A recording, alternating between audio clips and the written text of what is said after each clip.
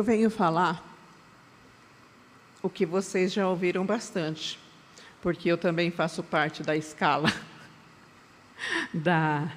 da USE e da URI, e todos estamos falando sobre o mesmo tema, os trabalhadores da última hora. Mas vamos só relembrar a parábola e depois vamos trazer essa conversa para a gente. Todo mundo está lembrado da parábola dos trabalhadores da última hora? Né? Então, vamos analisar o seguinte. Qual desses trabalhadores sou eu? Aonde nós estamos? Porque nós somos os trabalhadores da última hora. Concordam? Nós estamos aí prestes a uma transição, né? Uma reforma íntima, uma peneira que vai ser passada.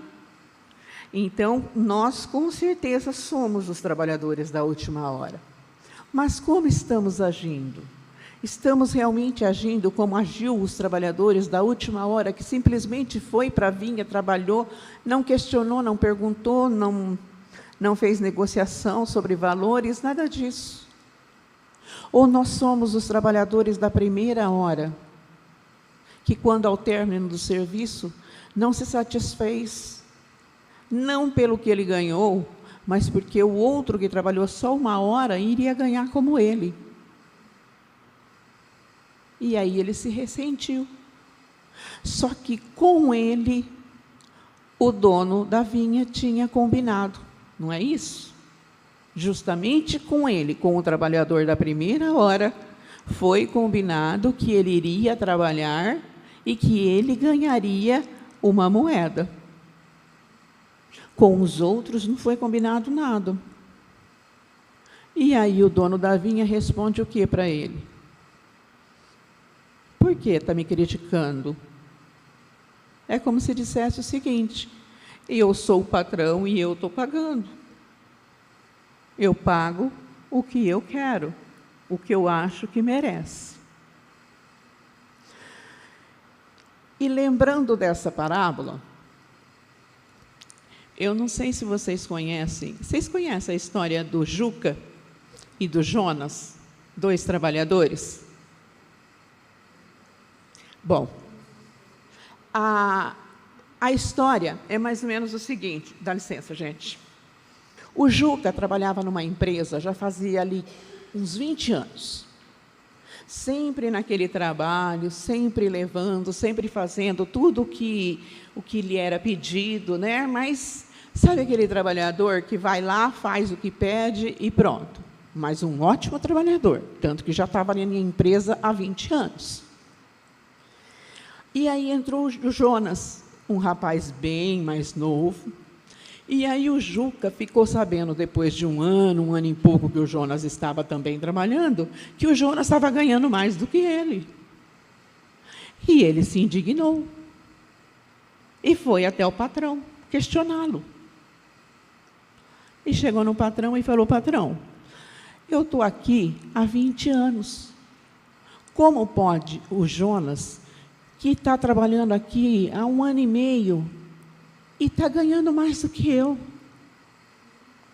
O patrão virou e falou assim: Juca, antes da gente ter essa conversa, me faz um favor. O fornecedor de frutas para o refeitório, ele não vai me fornecer mais. Faz um favor. Ali na esquina tem uma mercearia que também também vende frutas e tudo mais. Vai lá e pergunta para o senhor se ele tem laranja. Porque era a laranja que ele oferecia para as pessoas na hora da refeição. O Juca foi rapidinho e voltou. Ele tem sim, patrão. Ele fornece alguma coisa? Ah, patrão, o senhor mandou perguntar se tinha. Tá? Ele foi, Juca, senta aí e espera um minutinho. Aí mandou chamar o Jonas, veio o Jonas. Ele fez o mesmo pedido para o Jonas, para ele ir até a fruticultura e perguntar se o homem tinha laranja. Aí o Jonas começou a demorar. Aí o Juca falou para o patrão: o senhor está vendo? Eu fui e voltei rapidinho. Olha a demora dele. Bom, dali 5 minutos o Jonas entrou, com um papel na mão, e falou para o patrão: o patrão, ele tem sim, ele tem laranja, ele pode nos fornecer, e pela quantidade, dependendo do que o senhor vai pedir, ele pode fazer até um abatimento. Inclusive, ele tem também melancia, maçã, abacaxi, que pode até variar. O senhor pode variar o oferecimento, né, a oferta para os funcionários. E ele deixou tudo aqui e falou que, se o senhor concordar, é só o senhor avisar uns dias antes que ele já começa a aprontar a entrega. Ele falou: muito obrigada, Jonas. Virou para o Juca e falou: eu preciso explicar?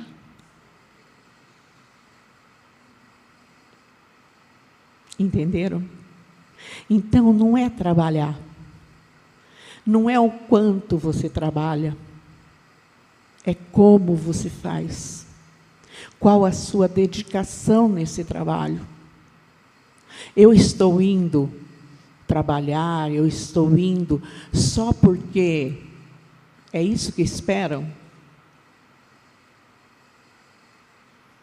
Ou eu estou indo e eu trabalho porque eu quero ser melhor? Porque eu quero fazer a vida dos outros melhores?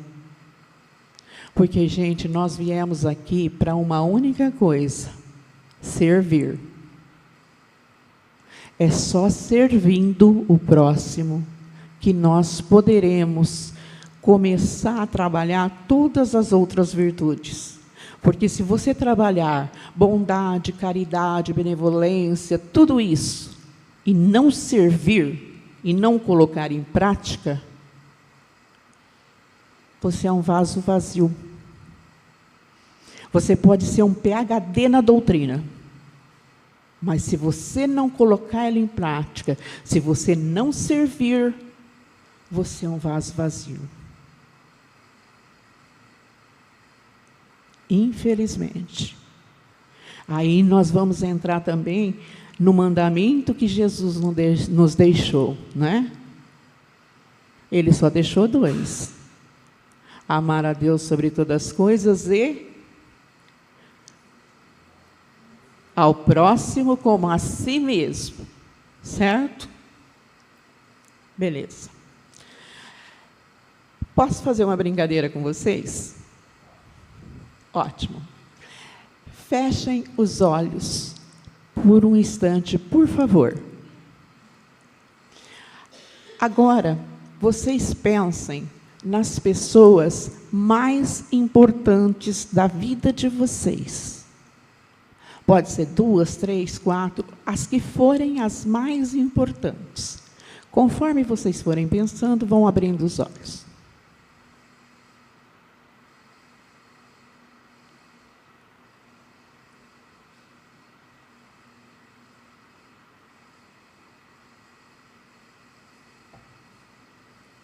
E vocês agora prometem ser muito sinceros comigo? Quem pensou em si próprio?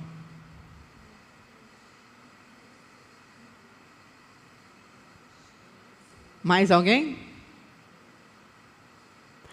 Como que é mesmo o mandamento, gente? Dá para vocês repetir para mim? Amar ao próximo como? E como é que vocês vão amar o próximo se vocês não amam vocês? Não é amar o próximo como eu, depois eu.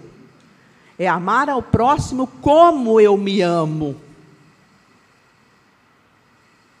Entendeu? Então, se eu não busco o estudo, se eu não busco a melhoria para mim, como que eu vou amar o próximo? Porque é difícil, gente, amar o próximo é difícil muito, muito, muito, muito. A gente tem que primeiro tolerar, depois suportar, depois começar a ter um entendimento, para depois a gente ter uma certa,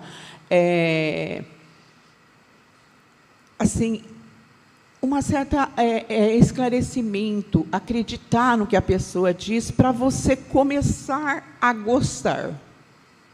Eu não digo os próximos de casa, né? Filho, marido, a família, que esse é nosso legado.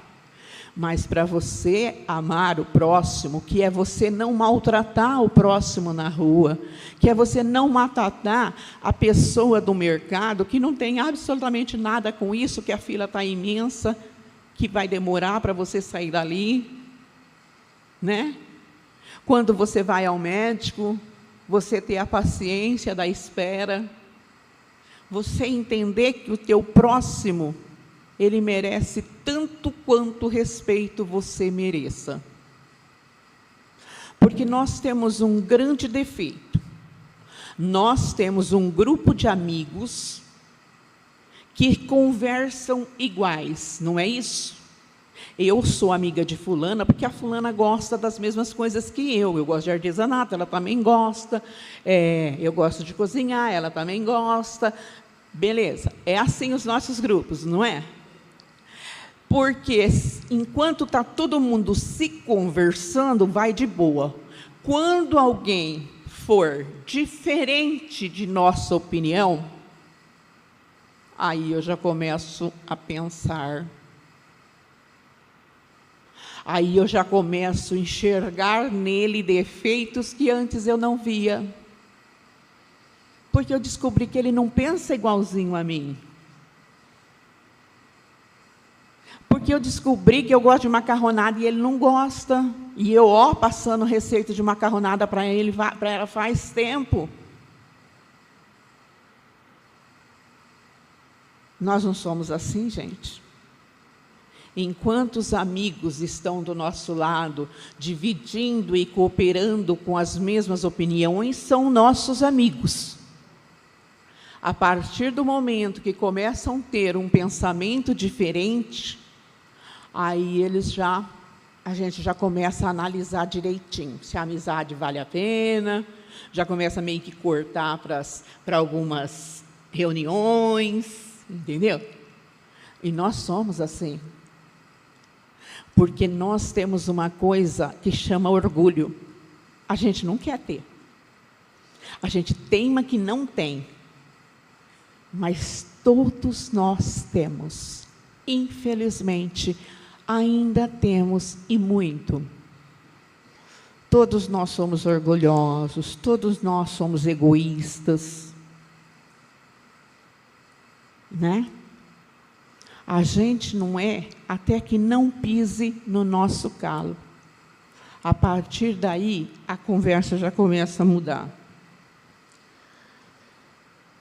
Então, gente, nunca é tarde para a gente recomeçar o trabalho, recomeçar o estudo. Porque cada vez que a gente estuda, vamos pegar o Evangelho mesmo, cada vez ele tem um ensinamento que da outra vez tinha passado batido. Já perceberam isso?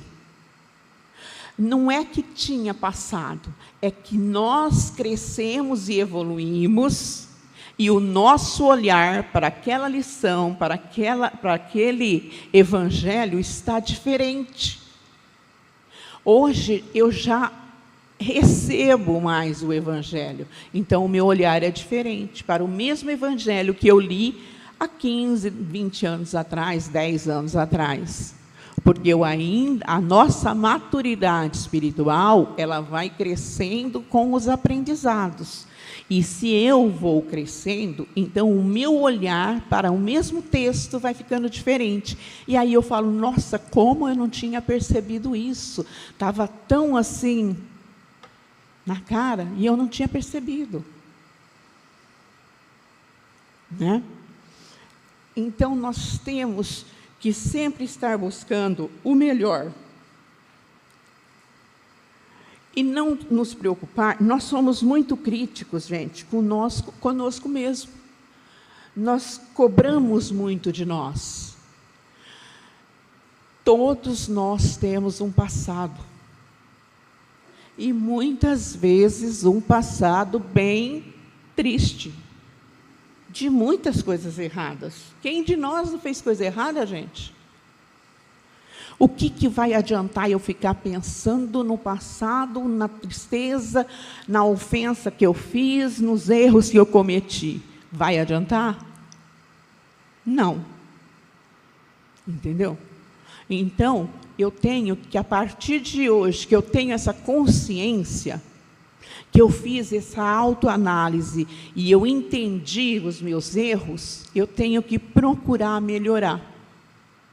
Aquela autoanálise que a gente tem que fazer todo dia, à noite, sabe? Tipo, pensar assim, quem que eu magoei hoje? Será que o meu dia foi de boa? Não prejudiquei ninguém? Não fui grossa com ninguém? E se eu fui, eu peço perdão e falo, olha, me ajude amanhã a ser melhor. Aí eu já sei que eu não tenho paciência. Então, eu vou trabalhar a minha paciência. Eu percebi que eu sou orgulhoso demais ainda. Que eu me melindro com qualquer coisa. Que a minha carência afetiva ainda está muito incrustada em mim. A carência afetiva, ela nos traz a necessidade de aceitação. Você tem que trabalhar, você vai lá, vamos pegar a casa espírita como um exemplo. Você vai na casa espírita trabalhar, mas você precisa do aval. Você precisa que as pessoas vejam. Você precisa ser aceito. As pessoas têm que chegar em você e dizer, nossa, que legal que você está aqui trabalhando, olha, estou muito feliz. Porque se ninguém dizer nada, o meu eu egoísta e imaturo vai ficar muito triste. Vou chegar na minha casa e vou dizer, nossa, trabalhei, fui lá, ajudei no almoço, ajudei na confraternização, e ninguém viu. Ninguém me disse nada. Nossa, que tragédia, né?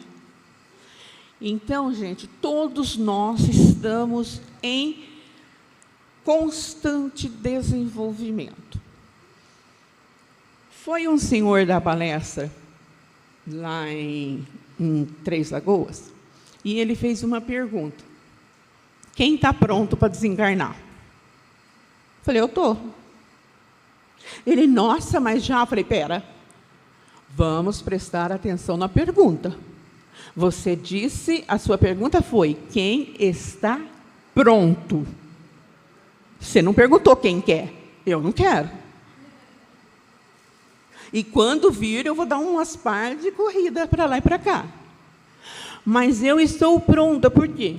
Porque eu sou ciente de todos os erros que eu já pratiquei.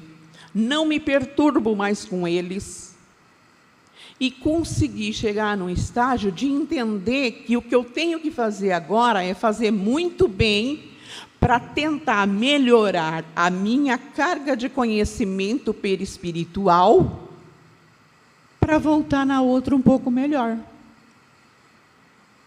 Então, é essa consciência que nós temos que ter. O que passou, passou.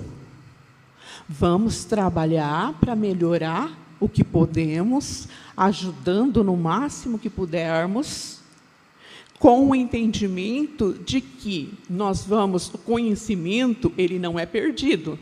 O nosso conhecimento vai ficando sempre armazenado, não é isso? É por isso que a gente, de repente, quando a gente foi crescendo, por exemplo, eu aprendi a fazer crochê olhando a minha tia com 6 anos de idade. E eu não era uma dessas crianças que está vindo aí, viu, gente? Mas por quê? Porque eu já tinha isso armazenado no meu conhecimento. Né? Assim como eu tenho certeza que cada um de vocês teve facilidade para aprender alguma coisa que foi muito melhor do que outras. Outras já não deu certo. Pintura, eu morro de vontade de aprender a pintar, mas nem com a professora segurando o meu braço. Então, não deu certo. E sabe, gente, às vezes a gente pensa assim, nossa, mas eu fiz tanta coisa errada, eu tenho tantos erros acumulados, e o que eu faço? Vocês conhecem a história da rosa? Da flor? Vocês conhecem qual a história do surgimento da rosa? É o seguinte, esse texto foi psicografado pela Maria Dolores, que é uma poetisa espiritual maravilhosa, e quem psicografou foi o Chico. E diz assim, que no começo do mundo, quando se criou animais, tudo mais, as plantas, os pássaros, o homem, tudo, também criou o espinheiro. E aí o tempo foi passando, e o espinheiro começou a perceber que todo mundo se comunicava, todo mundo fazia alguma coisa um pelo outro, mas que ele vivia sozinho. Porque o homem não chegava perto dele com medo de ser machucado, os animais também não. E aí ele ficou muito triste o dia que ele percebeu que até os pássaros que pousam em tudo quanto é coisa, né, em tudo quanto é galhos e tudo mais, não pousava também nele. E ele ficou muito triste por não fazer parte, por não ajudar. E o que ele fez? Ele não se revoltou. Ele fez uma prece a Deus. Uma prece muito sentida e muito verdadeira, dizendo para Deus por que ele tinha aqueles espinhos, mas não no sentido de porquê, de questionamento, o porquê de querer entender. Por que eu vim com esses espinhos? Qual a finalidade que eles têm? Eu quero fazer parte do mundo, eu quero servir os outros, eu quero servir ao homem, eu quero servir ao animal, eu quero servir a todos. Eu quero ser parte deste mundo que está crescendo. E foi falando, né?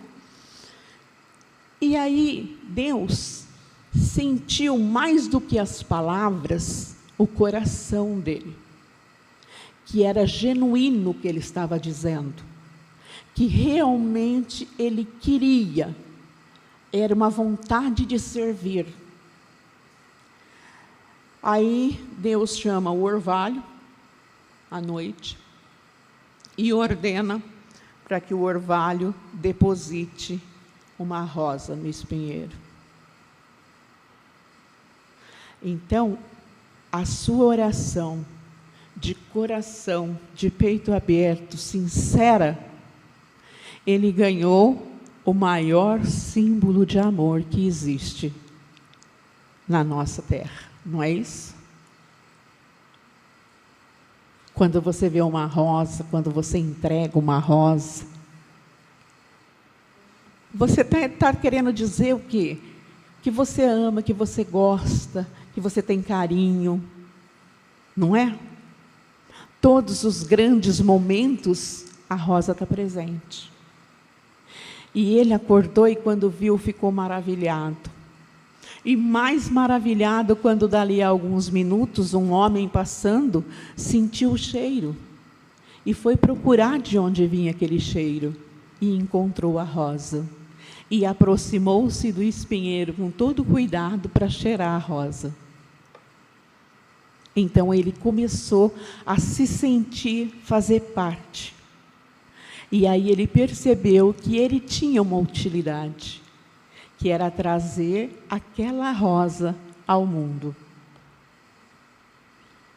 Então, gente, quando nós estivermos muito pensando assim, muito triste, basta conversar com Deus.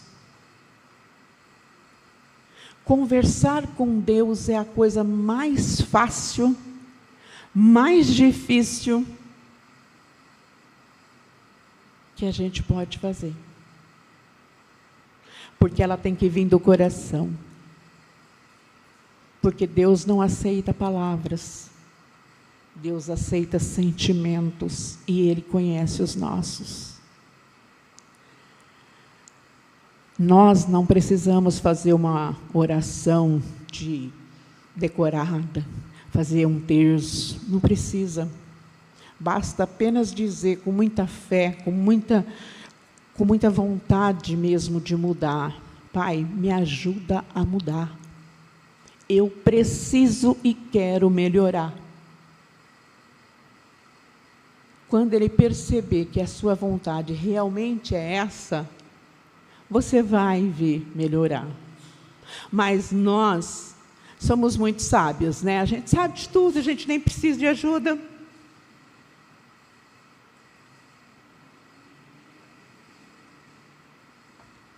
E eu gosto muito de comparar nós. Todo mundo assistiu Ghost aqui? Todo mundo? Então vamos voltar lá comigo e vamos lembrar da Whoopi Goldberg, quando ela vai entregar o cheque para a freira. Nós fazemos isso com Deus, como se o cheque fosse a nossa vida. A gente quebra a cara, e a gente fala, espera um pouquinho, eu vou pôr minha vida nas mãos de Deus, porque só Ele pode me dar uma direção. Aí eu vou entregar.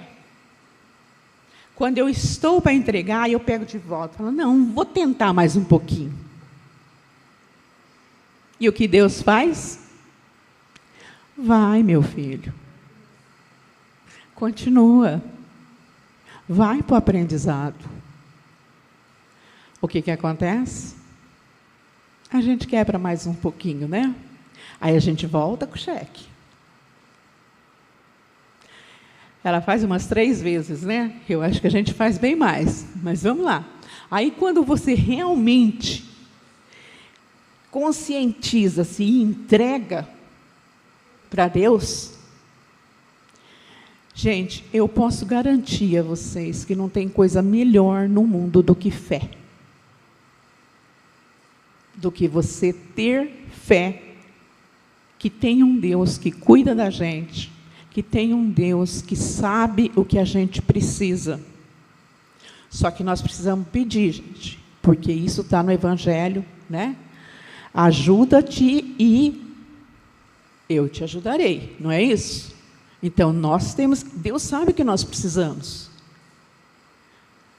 Aí tem gente que fala assim, eu não preciso pedir nada não, porque Deus sabe o que eu preciso. E eu cruzo os braços e fico esperando. Aí entra naquela história do cara que todo dia ia na igreja e pedia para Deus, Senhor, ajuda eu a ganhar na loteria. Né? Ajuda eu a ganhar na loteria. Até o dia que Deus falou, tá bom, meu filho, mas pelo menos joga. Então, é esse primeiro passo que nós temos que dar. Nós temos que ter a consciência e pedir para Deus nos ajudar. Tá bom, aonde você precisa de mais ajuda? Você está precisando mais ajuda no quê? Na paciência? Na benevolência? Na empatia? Você não está conseguindo ver no irmão o sentimento que ele está como se fosse teu? As dores dele, sentir como se fossem tuas, você não consegue fazer isso? Então, eu estou precisando, né, de um bocadinho mais de empatia. Né? Eu não estou conseguindo colocar o bip em ação, não estou conseguindo ser benevolente, não estou conseguindo ser indulgente com meus irmãos, porque ninguém é igual a mim, ninguém pensa como eu, e eu preciso aprender a respeitá-los. Eu preciso aprender a caminhar com eles, mesmo eles achando mais bonito o verde e eu acho o azul. Eu sei perdoar? Eu realmente aprendi a perdoar? Porque nós sabemos muito bem que uma das coisas mais difíceis também é o perdão. É muito difícil o perdão. Porque o perdão, ele não é esquecer, porque a gente sabe que esquecer é fisiológico, né? Depende de memória e tudo mais. Perdoar é você não querer o mal para o próximo. Eu estou pronta a perdoar a pessoa que me causou o mal e não querer que ela sofra? Mas aqui dentro, tá? Porque é aqui que Deus vai ver. Né? Eu estou pronta para conviver com a juventude que está vindo agora, com outros pensamentos, com outras posturas e tentar entendê-los? E a coisa cada vez só vai crescer, esse distanciamento? E nós precisamos trabalhar para quê?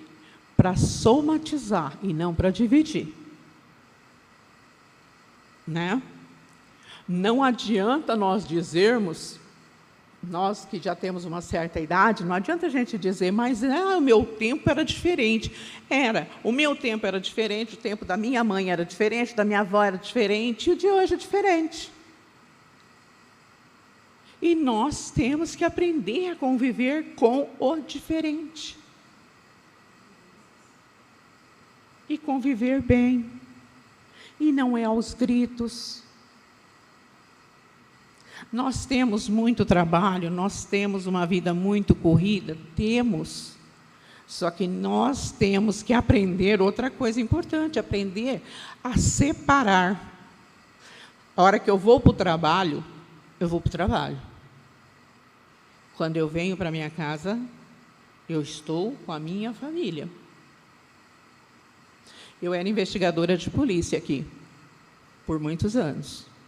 Eu sempre tive o pensamento do seguinte: os problemas da minha casa ficam na porta da minha casa. Os problemas da delegacia ficavam na porta da delegacia. Cada um tem o seu lugar. Cada um tem o seu momento. Quando eu estou em casa, eu sou mãe, eu sou esposa, eu sou vó, eu sou dona de casa, eu vou cuidar eu sou gestora, né? Porque aí eu tenho que cuidar de pagamentos, de compras, disso, eu sou administradora, eu sou tudo isso em casa, não é? Quem de nós não é, né? Quando eu estou investigadora, aí eu estou sobre o regime da lei, no cumprimento da lei. Não trago problema para casa, não conto, e não conto os meus problemas na delegacia. É só isso que a gente precisa fazer, para que a vida da gente tenha um pouquinho de tranquilidade, um pouco de condição de respirar e de ter o tempo que nem vocês tiveram de estar aqui hoje para escutar a minha pessoa, né? Então, é isso. Eu, desde que aposentei, decidi que não faço mais nada da vida. A única coisa que eu faço é trabalho na espiritualidade. Do contrário, estou de férias. De férias para sempre. Gente, foi muito bom falar com vocês. Muito obrigada pela atenção. Tá? E fiquem todos com Deus. Obrigada.